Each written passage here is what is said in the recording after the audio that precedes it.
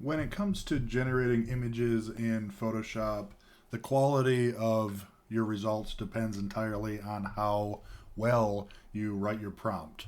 So, a more clear, descriptive prompt is going to get you consistently stronger results than a vague, weak kind of prompt.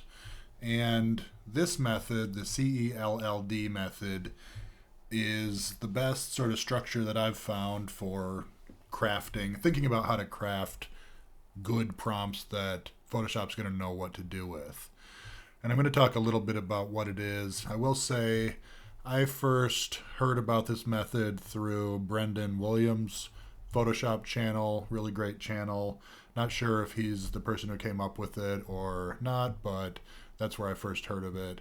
And then I've gone and adapted it, wrote kind of a guide that I think breaks it down, makes it easy to understand, easy to use. So, C meaning content, as in what is in the image, what's the subject matter. So, a person, a place, a thing. What environment does it take place in? Snowy forest, distant planet, beside a quiet lake, right? That type of thing.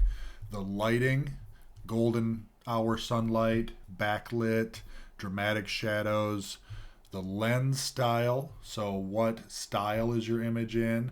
Could be photo, illustration, surreal art, conceptual art, sci-fi art, that type of thing.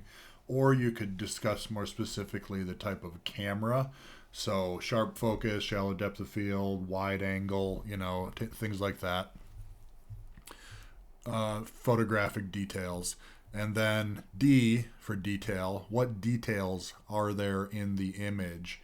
And it's like small finishing cues, textures, colors, reflections, that type of thing. So I have some examples here where you can see this kind of in action.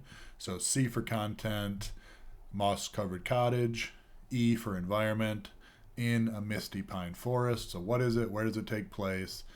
Lit by a warm sunset, lighting, in the style of fantasy concept art, the style in this case, as opposed to the camera lens.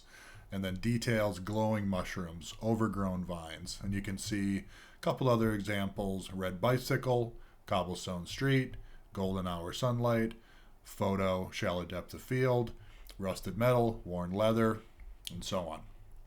So you want to sort of, as opposed to doing, a dragon in a forest, you would do something more specific with this CELLD method.